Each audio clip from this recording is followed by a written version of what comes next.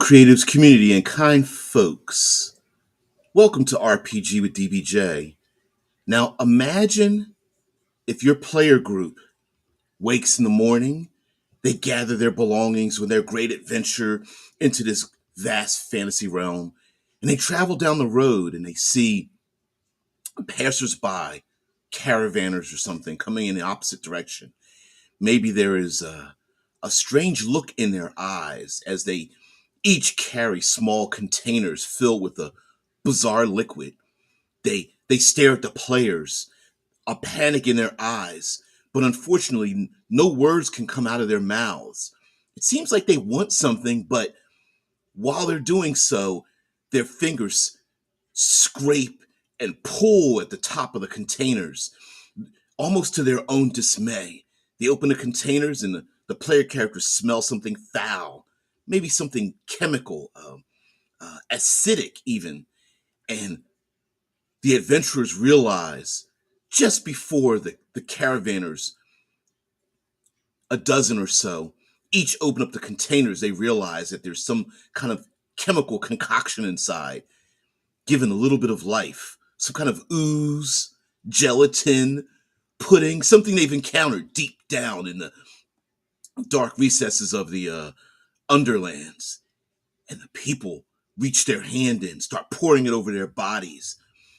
Their their screams harsh as the black pudding and ochre jellies and gray oozes pour over flesh and start transforming them into players, now surrounded by oozes of all kinds. But why did they do something like that? Or maybe the players go into a small town and they see NPCs they haven't seen before in a long time.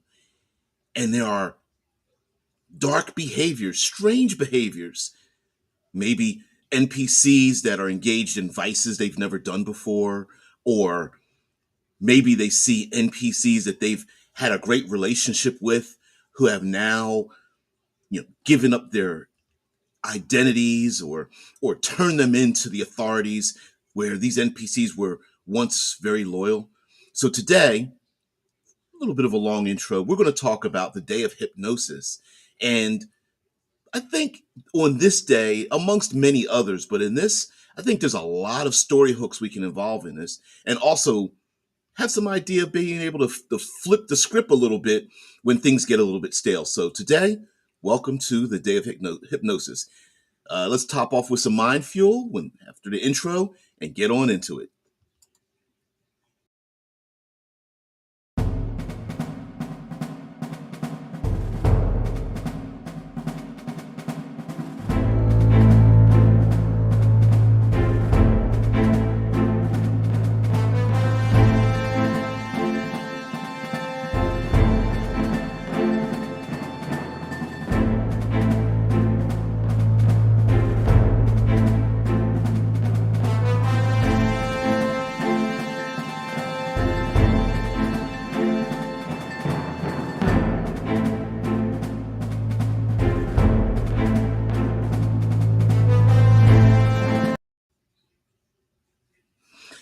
All right, once again, welcome creatives, community, and kind folks. And just before we get started, I I noticed what's going on in with our co-host here, and I pinned your comment there, and I don't know, maybe I don't know if I had something to do with that. I didn't ban anything, so nothing on my part. Um, yeah, I don't see a link or anything. I'm not sure exactly what happened. That it could be, but again, I don't know why. You know, unless YouTube's just got a very harsh algorithmic blocking in effect. So yeah, yeah, I didn't see a link either. So I'm sorry about that. Mm, mm, mm, Okay, sorry, just distracted. um, Today, the day of hypnosis is, I think, so. This came about because of um, there's a movie, I believe it's called Hypnotic or whatever, and it made me think about the number of movies that have sci-fi fantasy movies that have come about with someone who can control minds. And I remember, like, one of them is a television show called Jessica Jones, and it involved a rather B or C list villain that was given a really great twist because there was some world building elements in it, and it just made me think about the idea of not just individuals that have mind control, which I believe is part of this, going to be part of this discussion, but there's something about manipulating someone's mind to get them to do things that I think is insidious and horrific, and also in a way it kind of clashes against our idea of player agency, and seems to actually have a lot of problems when it's implemented against player characters in a role playing game. So today we're going to talk about ways of using like mind control, hypnosis, and mind altering things. We're probably going to include elements of illusion and deleting, altering, and making someone believe something in their memories that wasn't quite there. Yeah, and I definitely agree with you there, Drew. Yeah, it was pretty dark. Pretty dark. So the concept of where I got this prompt from deals with the fact that there's a character, a pretty dumb named character in the Marvel comics called Purple Man, and he had I think his name was Kilgrave or something like that, and they even make fun of the idea that he renamed himself Kilgrave because Kilgrave just sounds really cool. And it's like, yeah, that's not really your name there, dude. Yes. Yeah, remember the Shicer says mind control. I thought this would be about the good kind of hypnosis, like to quit smoking. Ah, you got a little too far with me there.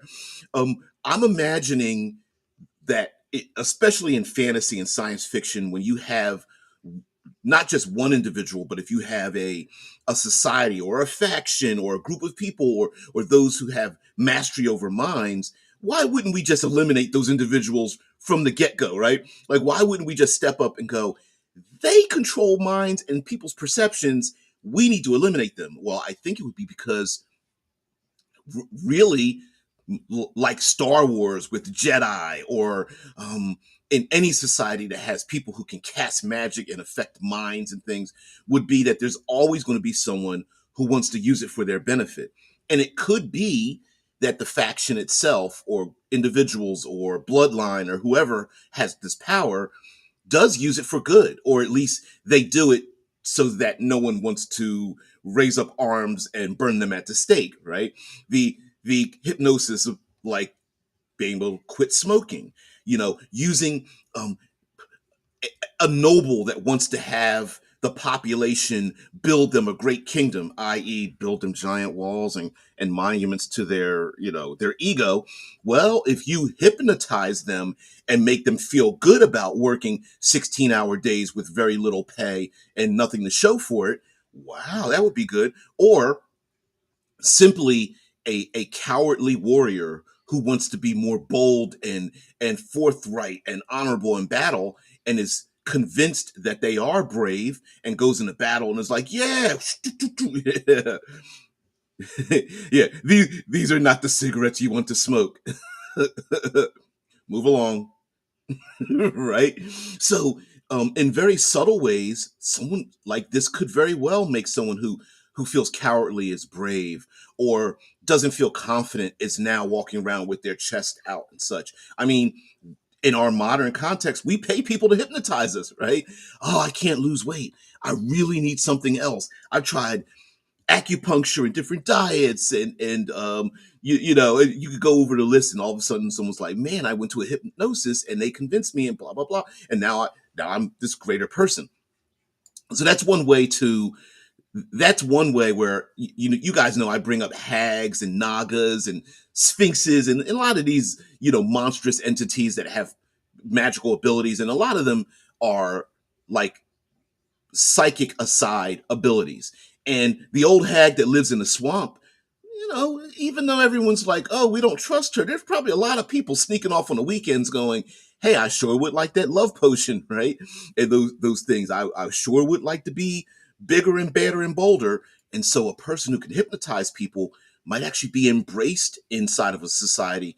They might be ingrained in the underworld of in a black market sense, where on the surface everyone's like, no, well, we would never. That's not a thing we would do. And then you have this underground culture where everyone's like, yeah, let's go into dark alleys and the deep seedy places and find this person. Now, has any? I have never tried hypnosis in the sense, not even in the entertainment sense, where you have um, a person on stage and they do the hypnotic, like, I'm going to make you act like a chicken kind of thing. Like, I've never done that. Although I will say that I have taken. Uh, I took a class on humanities law enforcement and how groups of people can influence other groups of people into seeing things that weren't there and to portraying people that weren't there. And actually, the class started. Strangely enough, I took this class with my mom, but there were maybe it felt like there were maybe 100 people in the class, 80 to 100 people in the giant classroom. And what happened was half the class could not find a seat in the classroom because they had the seats blocked off and other people had to stand. And the teacher would answer questions of people in the seats, but anyone on the outside that had to stand and hold their book bags and notes awkwardly, the teacher was purposefully rude to the people who couldn't find a seat. And maybe 15, 20 minutes into the class stopped because then all the students sitting down started reacting the exact same way. And the professor was like, this is how you can start to manipulate a crowd and have the law go your way and perception and things like that by making different classes of people. And he said, "How look how easy it was for me to make the people sitting down a privileged class versus the people standing up." And it was pretty interesting to do. And we have many examples of this in our life of people who are just very good wordsmiths. They know how to use the correct words to apply to different groups of people, to get a negative connotation or a positive connotation.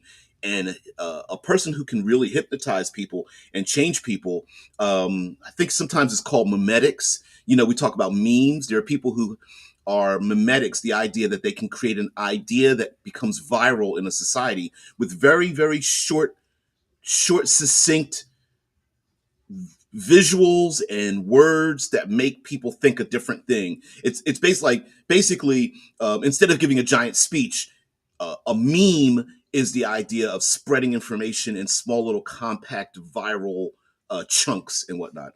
Kind of like the color scheme I have in the back of this video. It could theoretically be considered a little hypnotic to some, but um, I'm using hypnosis in this ideas very broadly. For example, in fantasy, we have illusions, and I'm imagining illusions not the type that are like holograms where everyone sees a brick wall, but it really isn't there. But and you put your hand up to it and you pass through it. But instead, maybe a single individual or group of individuals are affected, and so only they see the brick wall, but everyone else just keeps on walking. And the same could be said for maybe there's a horde of monsters, maybe giants storm into a town because someone has affected their minds and made the giants feel like they're and everywhere they look, they see their own enemies.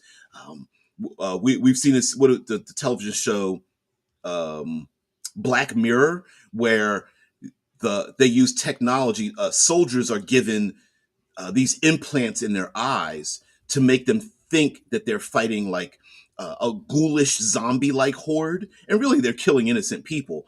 And one of the soldiers starts to get a glitch, and realizes that oh, they think they're in the right because they're going out killing the undead or these cannibalistic people, but really they were hired to eradicate another population of individuals.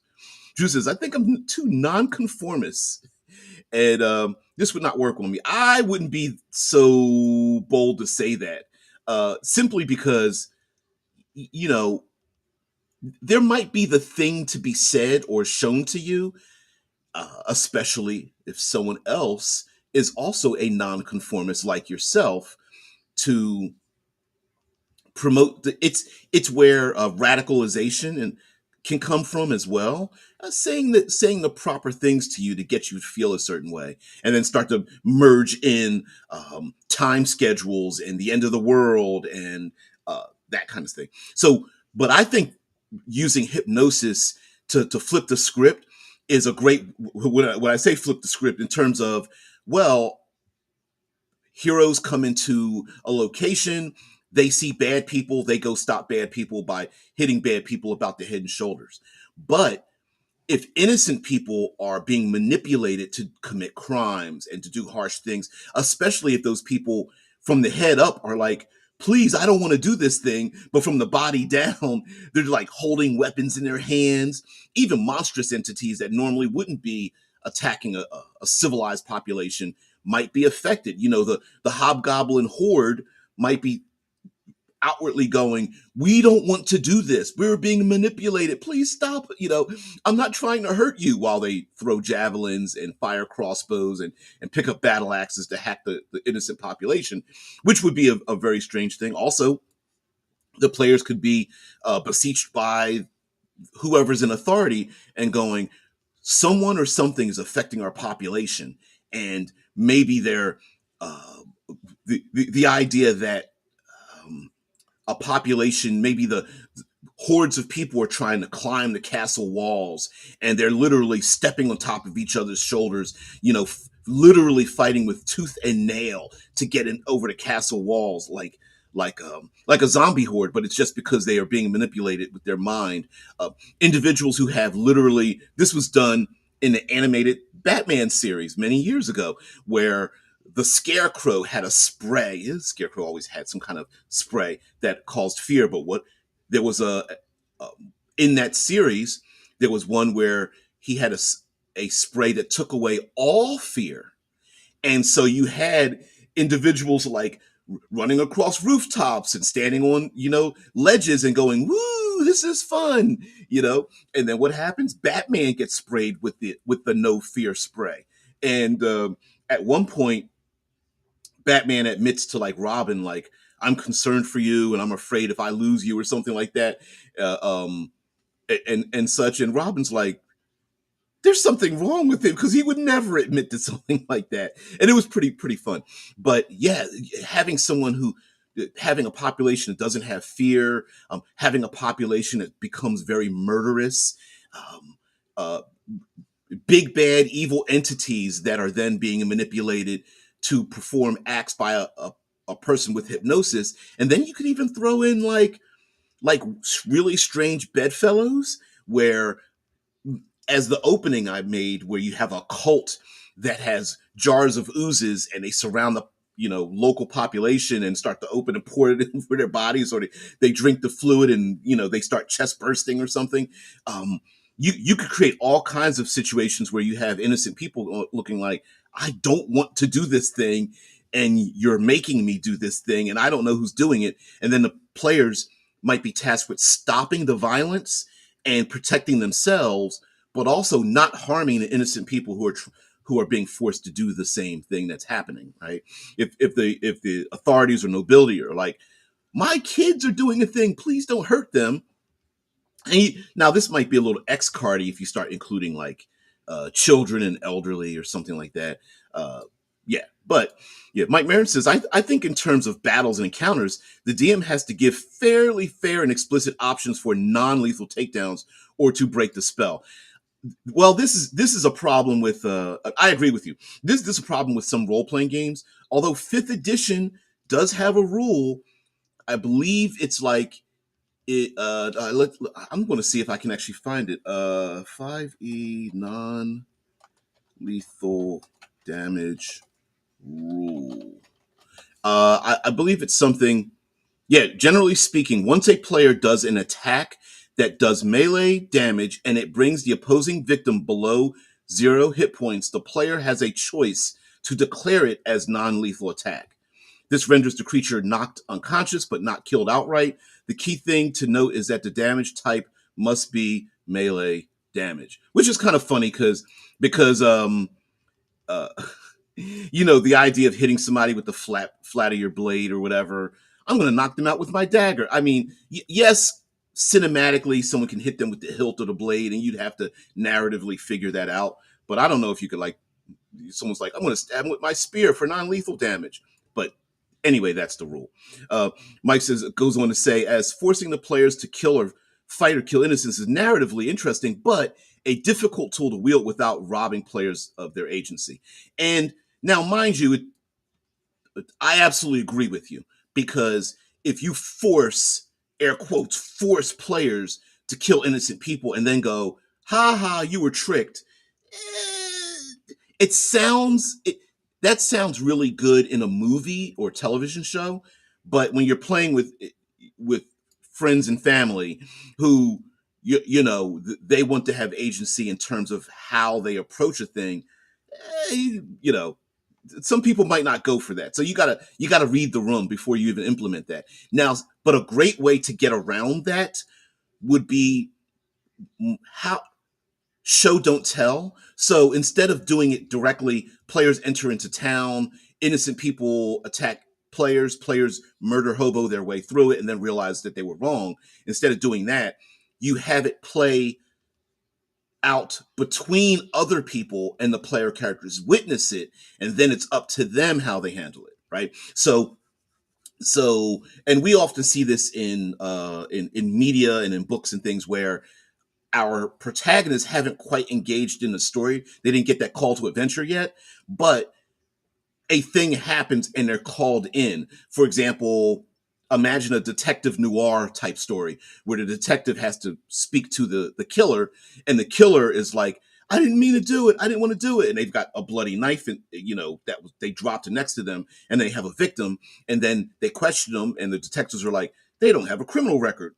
There's no reason for them to do it. We saw them 2 hours ago and they seemed fine. And then the detective's like, this doesn't seem like a person that would be a murderous individual. Let's investigate it. And then the story starts to spread that way.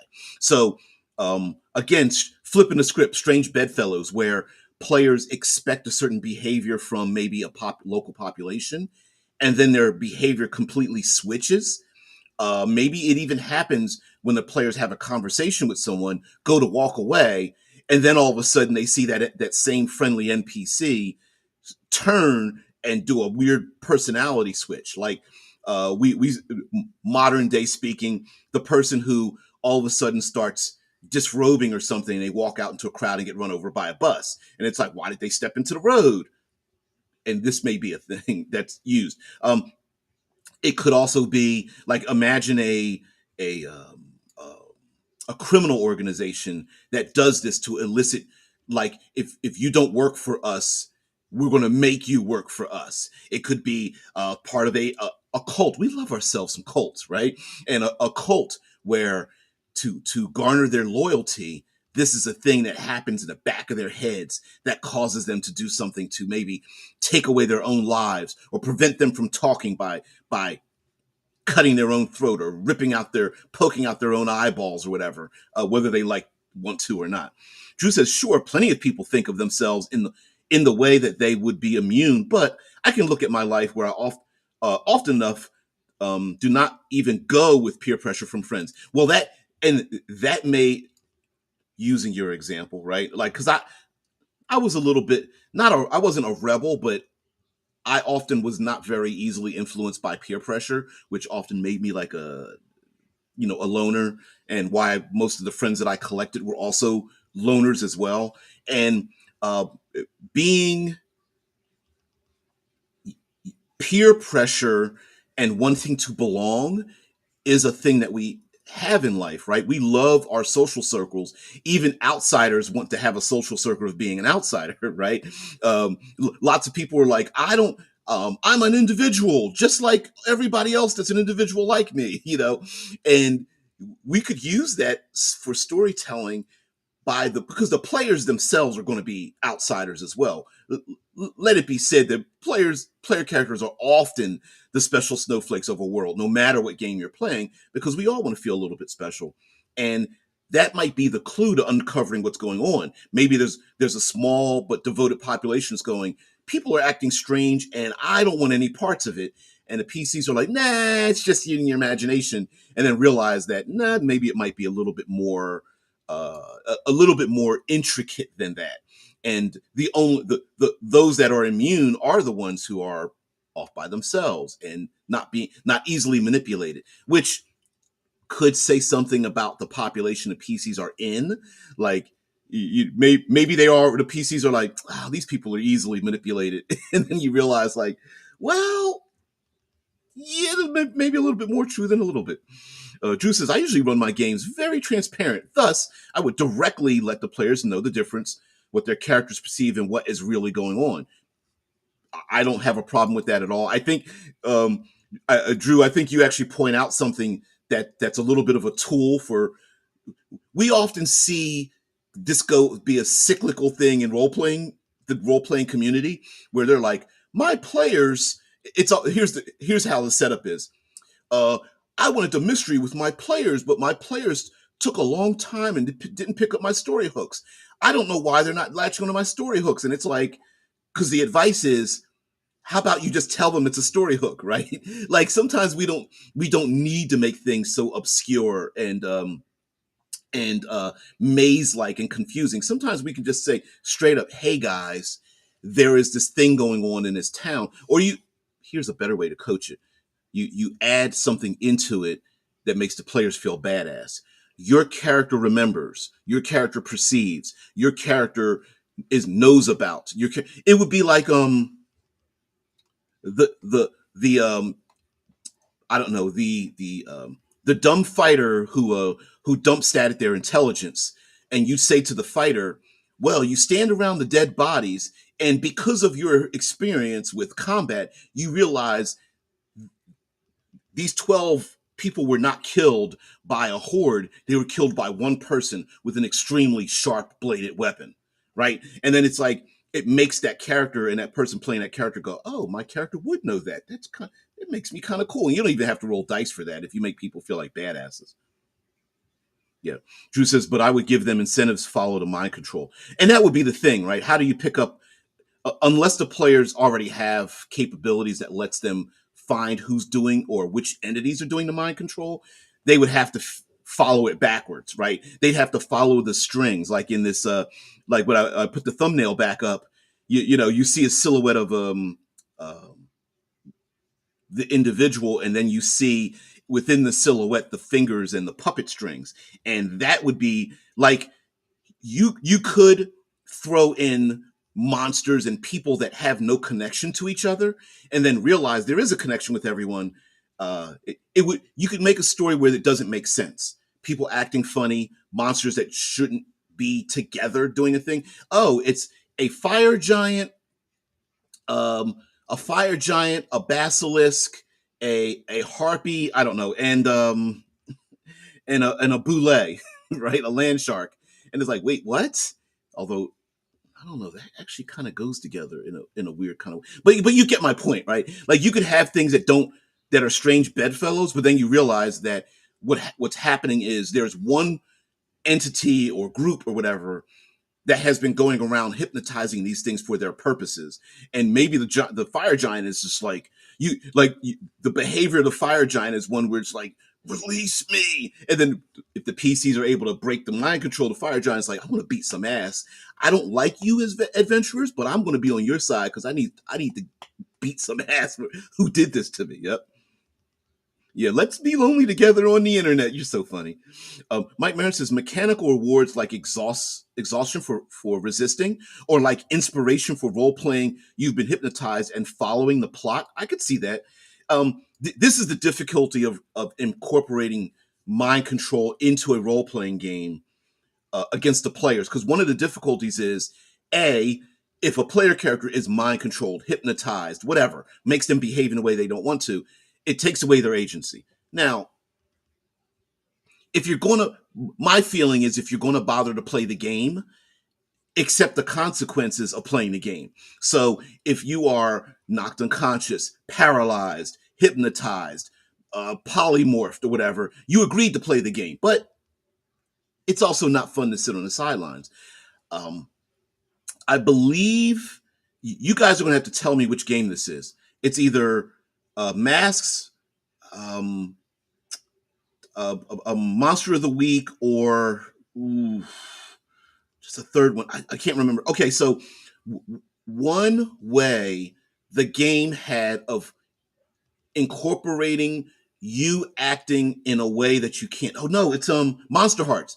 So one of the rulings is that in order to have your character behave in a way you don't want to, it gives an incentive for you to behave this way. So here's an example.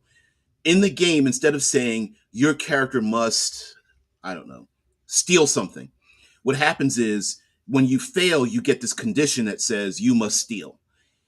And in order to remove the condition off of your character sheet, you must steal something so you can wipe it off of your character.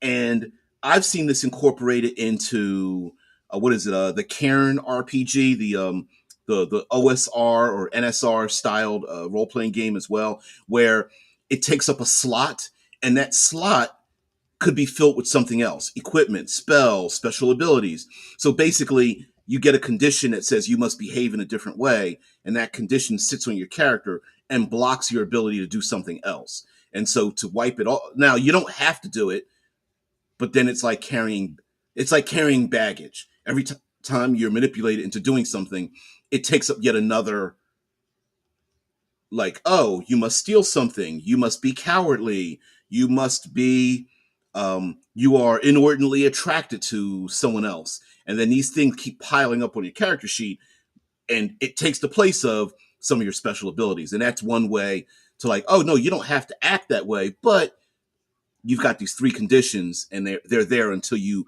behave in that specific manner.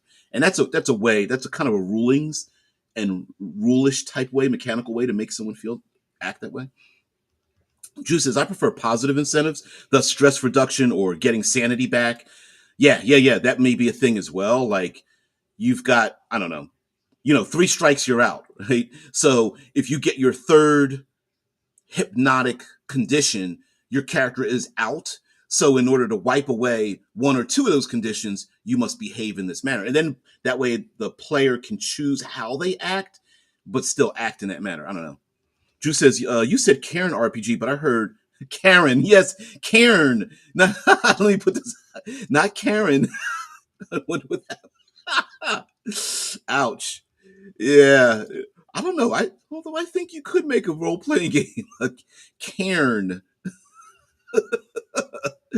uh, I think I put the incorrect emphasis on the incorrect syllable.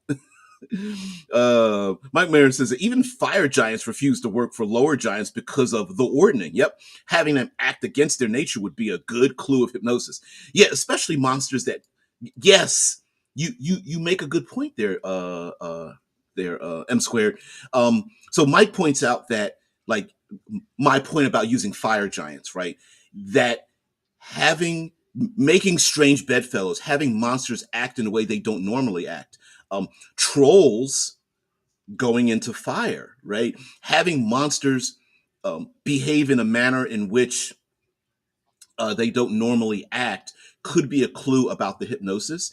And you could lay the groundwork for an insidious bad guy by having people have some kind of hypnotic trigger that's been around far longer than we even believe, right? So yes, you could have this individual run around and hypnotize people, and it could be a one and done, right? Hey guys, you came into town, there's hypnosis going on.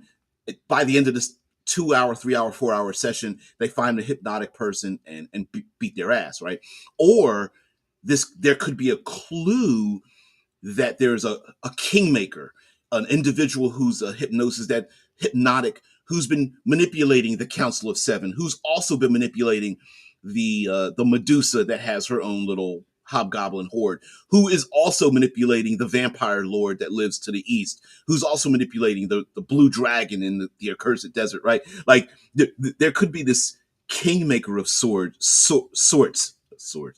kingmaker of sorts, like a worm tongue ish type of character who is sitting in the background going like, you are great, you should do these things, and they're benefiting from it. Also,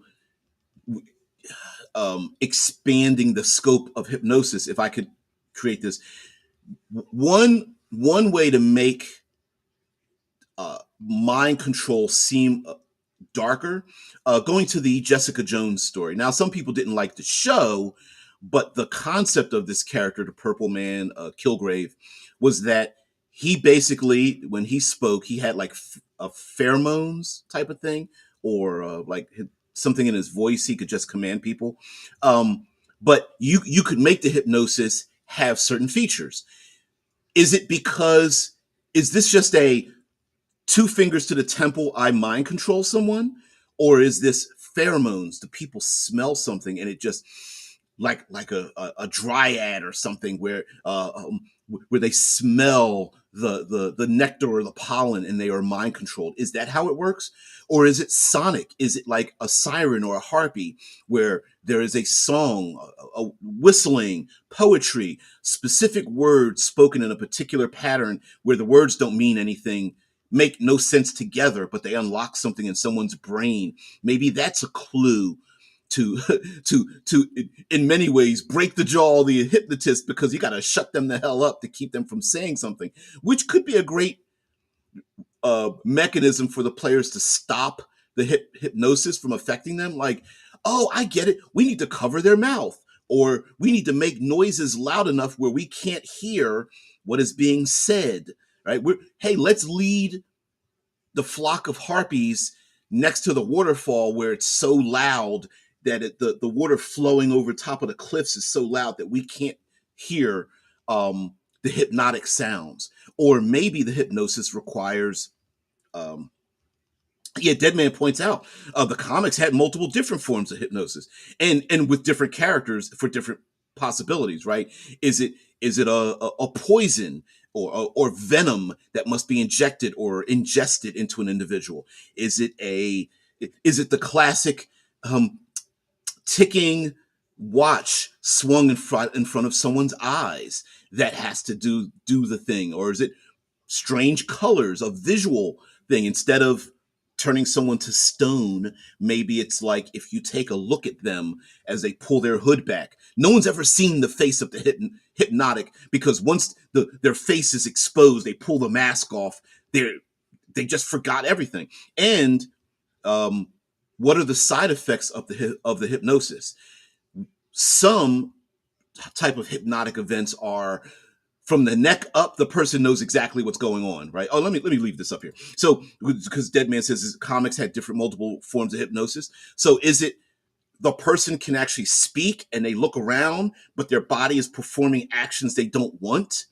Or is it a matter of um, the person's personality falls asleep and they are hypnotically made to do a thing, maybe even speaking or acting in the form of the hypnotic. And then when it's over, the person wakes up and goes, I don't know why I'm standing here with a bloody knife or standing on the edge of the cliff or something. Um, yeah. Yep. All we do the last 15 minutes. Yep. Yeah, you guys are so funny. So, um, does the person's personality subside and then come back? Are they even able to talk and claim that I'm being hypnotized while they're choking their loved one to death? Or maybe their mouth can't move but their eyes are panicked or whatever. Yeah, sleeper agent kind of thing, where the sleeper agent is like, oh, I'm just going about my life, and then the phone rings, Manchurian Candidate style. They hear the five words, strange words that would never be spoken in a sentence, like buffalo, buffalo, buffalo, buffalo, buffalo, and and then the sleeper agent wakes up and performs an action or whatever, and the zero level D20 human becomes a CR5 badass because they've been woken up, right? So that could be. Now, on this day of hypnosis, we're doing the day of, right? Maybe this day of is where, this is strange to say, but a coalition of hypnotics get together and their power is greater on this particular day. Maybe that's a thing.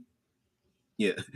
Vince says, "Did you talk about past life regression already?" Not yet, but that's a thing as well. Maybe people being hypnotized to reveal secrets, and they unfortunately at the end of it realized that certain secrets were being pulled from them, and those secrets could be clues to an ancient artifact. We always have to have ancient artifacts that are used, right? Clues to bypassing the dangers in a dungeon, but the players don't know that, and they get there and all the dungeon traps have been bypassed, but they have to go through them, and that's why this individual who wants to steal the ancient artifact is able to get it. Also, hypnotically speaking, while the term hypnotism doesn't really affect this, illusions have a thing. A person whose perceptions have been manipulated, that they see a certain, they see things that aren't there, brick walls. They feel like they're trapped. They are hypnotically blinded or deafened, or they only when they talk with people, all they hear are the words of being castigated and being put down. You know, the um there's one thing is spoken in their ear, but they hear something else, and that person could react to it. Like maybe the PCs go to the blacksmith and they're like, "Hey, blacksmith, I wonder if you could forge a weapon for me." And the blacksmith turns around and goes, "What did you say to me?" Right? And they're like, "I wanted to pay you good money for a weapon and armor." And the blacksmith is like, "If you say one more word about my daughter again," it's like, wait, what?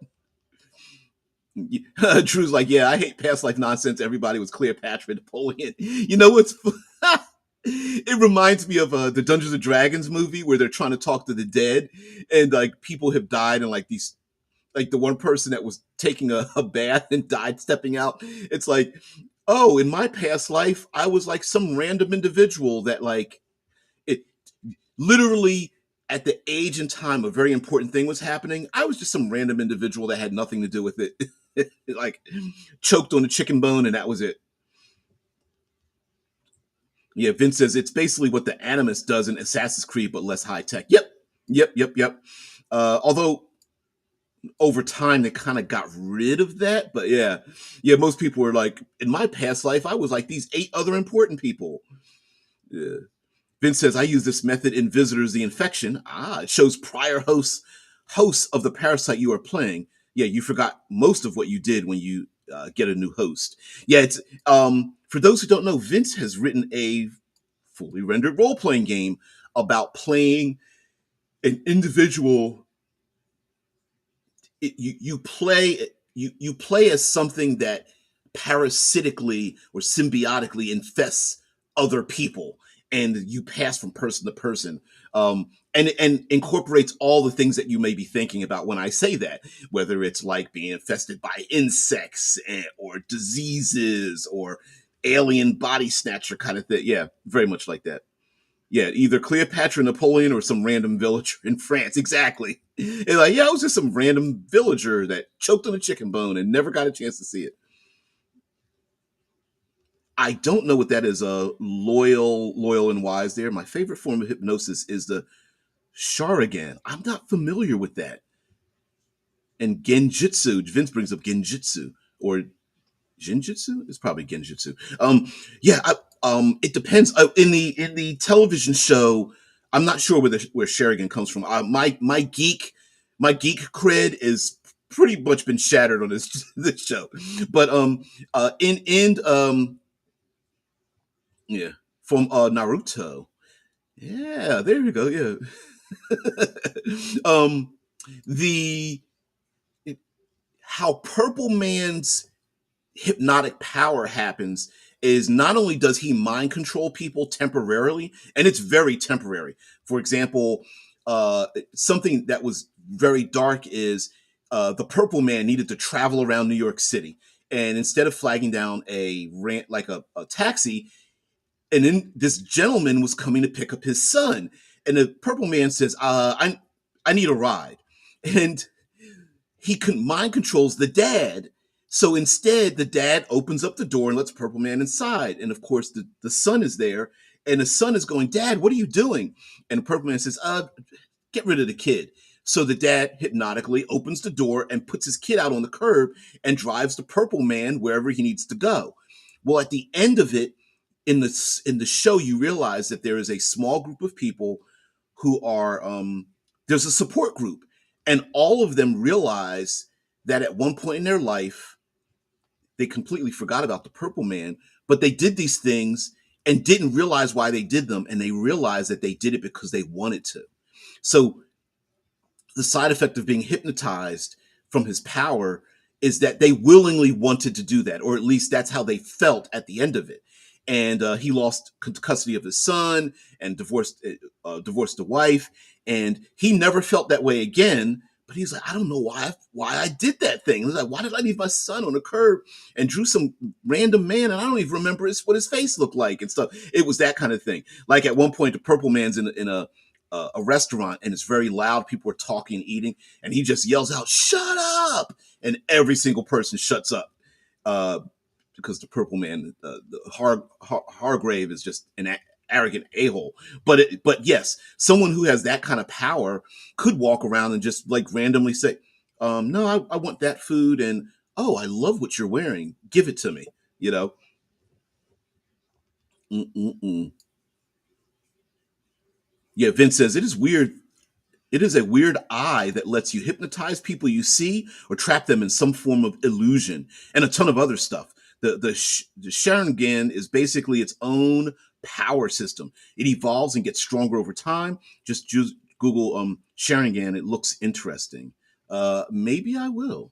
Let's see. Let's see what images we get here. Naruto images.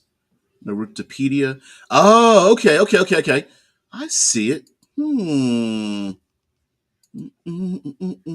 I'd have to there it is. I could bring it back up here. Drop and drag, and is this what it looks like?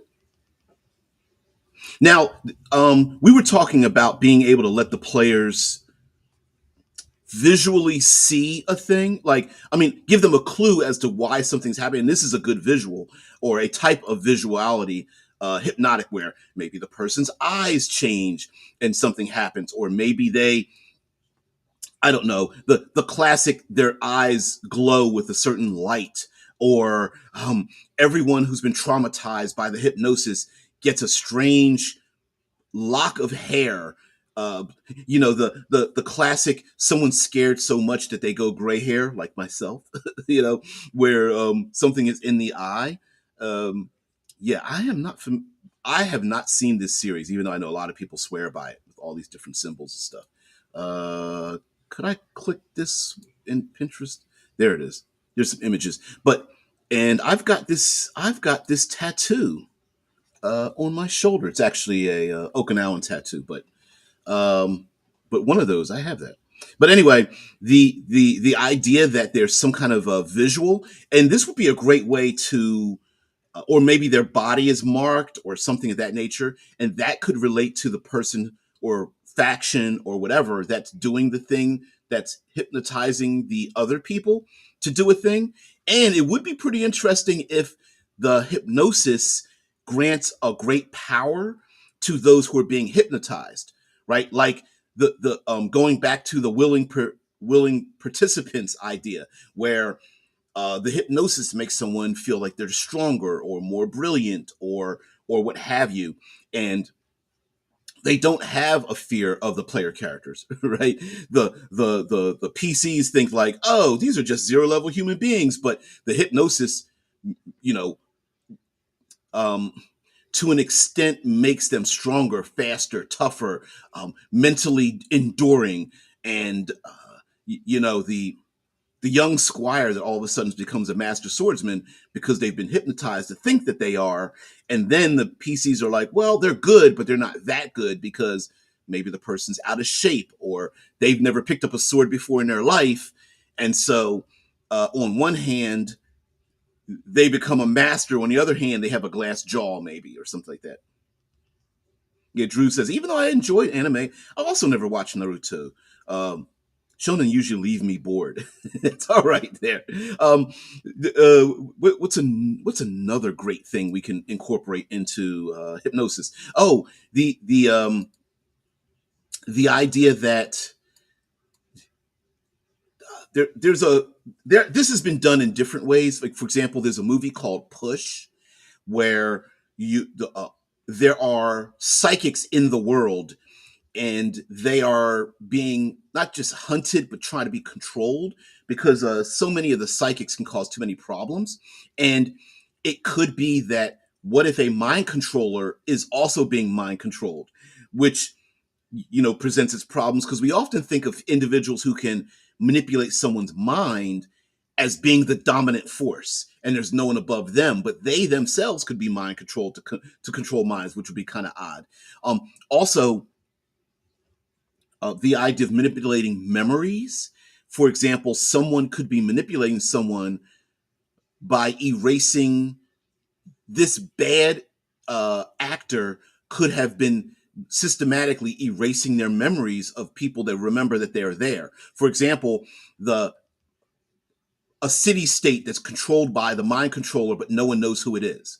And because they've never seen this person, because every time this person's going around, they've conditioned everyone to, you don't know who I am. I'm not what you're looking for. You've never seen me before. And the player characters are like, but we know who they are and what they look like. And everyone's like, we've never seen them. I don't know who you're talking about. But that thing, mind flayers, illithids, or whatever, could be dominating the city and literally walking the city at night or whatever, and standing over people's beds and whatnot, and being pretty nasty. And then people are just like, I don't know what you're talking about. And the player characters are like, but it's right behind you. And they're like, I don't know what you're talking about. Dominated turtles all the way down? Huh? Are you talking about Teenage Mutant Ninja Turtles or a world on the back of turtles? Yeah, Deadman says Exalted has many powers that work with hypnosis. Yeah. And again, the hypnosis could come from many places: sound, images, scent, poisons. Maybe it is a specific location. The faction that's doing the mind control has to bring the person within the circle, right? Instead of a circle of truth, it's a circle of mind control. Bring the person into the circle and light the braziers and the incense, and the person's under your control. As long as you get them to stay still for 10 minutes inside of the circle. How do you do that? Are they kidnapped and chained up and dragged there? Are they Does someone have a meal for the nobles and put and it just so happens that the great feast is over top of the pentagram that's on the ground? Are there classic mage stones, and if a person has the stone at the top of their rod or staff, they have power over them. I've mentioned this before, and just remember the Shy Squad says, DBJ, the World Economic Forum is going to steal that idea you just said to get us all to sleep in the Z pod and eat the bugs. Yep. Get the bug. The we've seen this before, where a insidious kind of insect is dropped into someone's orifice to control them. You just picture the open hole in the human body and imagine an insect crawling into it. And yes, I'm referring to ears and noses and mouths and sometimes eyes, but there are other orifices or orifices. I think it's just orifices. Um, but yes, getting us all together in one room, or heck, the what's it? The Kingsmen, people's cell phones, controlling their brains to make them act out in anger and stuff like that, and then explode their brains later on. Uh, Drew says domination, as in vampire, turtles all the way down, as in the world being on the back of a turtle which stands on another turtle, and so on. Yes, that's the image. Is where, for those who don't know, in Vampire, role playing Vampire the Masquerade and the other Requiem and blah blah blah blah. There is a power called domination. Well, there's domination, and what's the other one? There's an influential one. But anyway, in that game, like for example, in my world, we used Philadelphia, Pennsylvania, and the art museum. You know, the famous Rocky steps from Rocky running up the steps and everything. Anyway, the art museum was Elysium. It was neutral ground for vampires, and all of the staff at night, all of the security, had been dominated so much that vampires could easily come into Elysium to have, because that's where wheeling and dealing was done. And none of the security realized that vampires were there because they had been dominated so much that you didn't even need to use the air quotes dominate power to get security to ignore them. If you were a vampire, you could just come inside and talk and walk and deal and all that kind of stuff. And the art museum's so large that the central steps was where all the clans got together, but the different rooms, different art rooms and things that had, from different eras, was where they did the wheeling and dealing. Like, oh, we're going to have a private conversation over here amongst the armor of knights in medieval Europe or something, and then we'll go over here, and this was the artwork of Picasso or whatever, that kind of stuff. Is it presence? Yes, presence or majesty. Presence. I remember presidents. Jeez, presence. Power and majesties in the new world of darkness. Yes. And presence in some ways is the long form version of domination. So the difference between, and they had these two different mentally affecting powers. So in your game, is it the person immediately grabs the person and dominates their brain? I'm going to hypnotize you. Eyes swirl, person stares into eyes. Yes, I do whatever you want. Or is this something over time, being influenced by this person over days, weeks, months, years, that being in their presence eventually erodes uh, their normal behavior, and it's overrun by the other person's behavior? I don't know. This could also be done by cursed items, blood coins, right? Each coin that has a little bit of a blood splatter on it that can never be taken away. But when they grab this coin, it affects their brain and what they want to do and how they do it. It could be any kind of small MacGuffin, person, place, or thing. So if it's a place or thing, it could be a tooth or a small gemstone that they have on their body, or I don't know, something very important to them has been cursed or affected or enchanted, and the ring that they wear of their loved one has been affected, and they'll never take the ring off. But if someone's able to get it off of them, the curse is broken. But they'll fight you tooth and nail to keep it on their hand or whatnot. So there's any number of ways to give us evidence so the players have a thing to do. Definitely X card session 0 on this kind of thing, especially if you're going to have mind controlled children, mind controlled loved ones, things like that. And also um, hypnosis and mind control runs a fine line, because we in our own life don't like to feel like we're being manipulated at all, especially when it comes to things like using social media or advertisements and things. We know that political ads, advertisements for to buy goods and services, social media is designed to control us in some way, to push us towards making us thirsty to buy soda pop or something of that nature, to push us to buy sneakers, to push us to vote in a particular way. And I believe there's something about, like, there's a rule of 5 or 7 where the first time you see an ad doesn't affect you, but by the 7th time it does. I know there's let's see if I can find it. I'm going to type it in. Advertising rule of, there it is. Yep. Advertising rule of 7. And let's see what is the rule of 7? The rule of 7 is based on the marketing principle that customers need to see your brand at least 7 times before they commit to a purchase decision.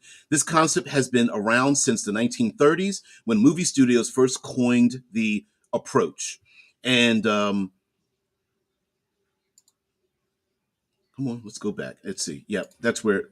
So the idea of that might be that using the rule of seven, and stealing a little bit from my own idea of the council of seven, maybe just maybe there are like, I don't know. I'm going to make this the person who's hypnotizing people.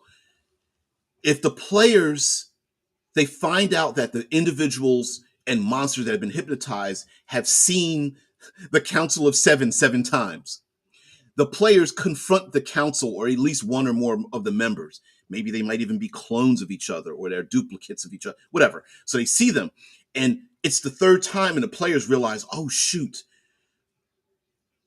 like viewing a doppelganger. I mean, like viewing a basilisk or a Medusa. On the seventh time they see the person, they might be victims of the hypnosis. So therefore, diverting their eyes away because on the seventh time they're mind controlled, and that would be a very great way of creating timer tension. Because on if they have to confront the Council of Seven and fight them individually, they might go, listen, by the seventh one, we're dead. So we're dead in the water, right? Because by the seventh one, the players bust the doors open. It's like, number seven, we've got you. And the players wake up on the floor and they're like, what just happened? And the authorities are like, you've been asleep for 3 days. Where is the Council of Seven? They're like, what Council of Seven? I don't remember anything. You just broke into the nobility chamber. Luckily, there wasn't anybody here, but whatever, right? Yeah, get more confidence through hypnosis. You just remove the inhibitors the body normally has, which would make someone a lot stronger, but would leave you wounded and hurt afterwards. Yeah, we brought that up about making people have no fear, extra confidence, believe that they're far better than they think they are, right? Like, I don't know if you could convince someone that they are physically and mentally more superior. I don't know how that would translate, but it would be fun to find out, right? Like, I don't have any acrobatic ability, but how acrobatic could I get if I'm running across 10-story buildings and jumping from roof to roof and balancing on wires if I have no fear? I don't know. Could I do it if I don't have? Is that like a practice skill versus natural? I don't know. Drew says, now I have to think on Ghost in the Shell, where the garbage man had memories of a family, but on the photo he thought shows his family, it was just him with his dog. Yeah, manipulating people into thinking they have a past that they don't normally have, or the opposite, erasing memories of a past where don't they have one but they don't have normally have it. And the manipulating force could even dangle this in front of them. Yeah, you feel lost. Guess what? I have your memories, maybe in a physical form. You want it back? That lost you feel, you want it back? Do what I tell you to do. Now that's a little bit more of like threats and bribery kind of thing. Like, but it could very well be that way, where someone could believe themselves to be a murderer when they're not, or believe themselves to be innocent when they aren't. Yeah. Mike says, could make for a great D&D villain. He doesn't actually do any physical harm. They literally just make emotionally devastating illusions. That's another one, right? Because hypnosis is just basically delaying a behavior you want to see out of someone. And this person could very well place into someone's mind images of a thing that hasn't even happened, but they just, in night hags, affecting someone in their sleep. What's the old 80s movie, Dreamscape, where our protagonists have to attack our antagonists in the dreams of the president of the United States. And the president is being forced devastating memories of a nuclear holocaust. And the enemy wants to get the president to press the button to fire nukes. And our hero's trying to stop it.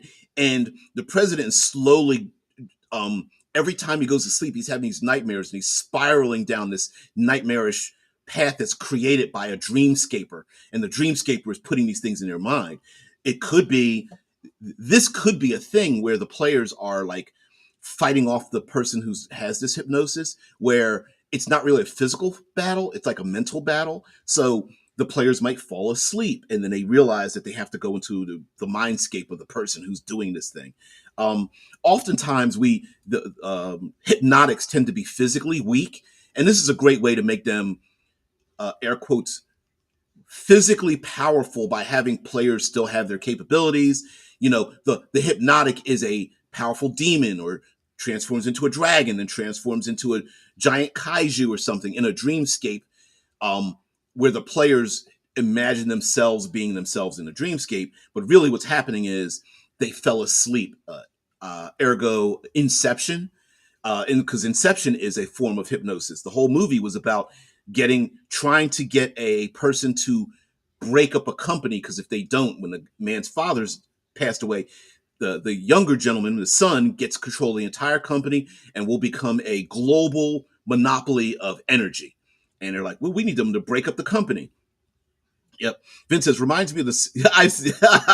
Yes, I mentioned it earlier there. Vince reminds me of the Scarecrow from the Batman comics, which could make nightmares into reality, for a person. And the episode where he actually took away fear, which made Batman actually, um, what do you call it? It made Batman less careful, and it was kind of cool. Imagine getting hypnotized to want pineapple on pizza. Oh, don't even. Next to anchovies, really? Pineapple on pizza? Seriously? Hey, maybe a whole community of people have been manipulated into thinking pineapple on pizza is a good thing, and the mimetic artist is going like, hee, I manipulated them.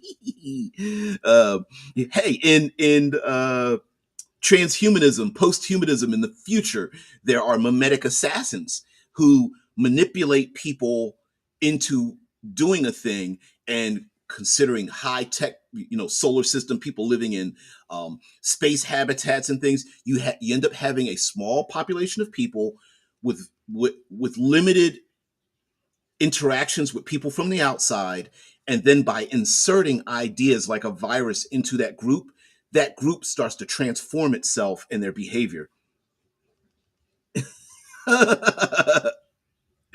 Oh no, really, Vince? Oh no, we are not on the same page. Ugh.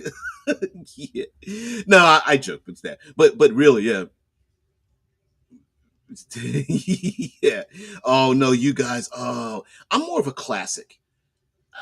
I'm with the here in the States. I'm more of a pepperoni person. It's one of the most popular pizzas. Now I do like. I'll admit I can be a pizza snob. I like my pizzas with other toppings, the works. Just as many meats as veggies on top. I really like that. Yep. You guys are silly, and we of course have to squirrel a little bit. So anyway, guys, thank you very much for being part of the show. As a shout out to, let's see if I can do this, as a support for what a member of the Shy Squad had to say earlier in the pinned message up at the top, for the chat. Did a Because he got bumped with it. Did I Was I able to put this up there? Oh, let's see if that will show up. Quick promo before this starts: made a benefit compilation of electronic artists to raise money for a Russian draft dodgers who fled to Georgia to escape the war, and that's pretty interesting too. And so that is an aside, as I get a little bit squirrely as you see my background change on me, to support a war effort. Just complete bullshit. It's crazy. Um, Local specialty, it is amazing. Gorgonzola, shrimp, and salmon. I like shrimp on mine.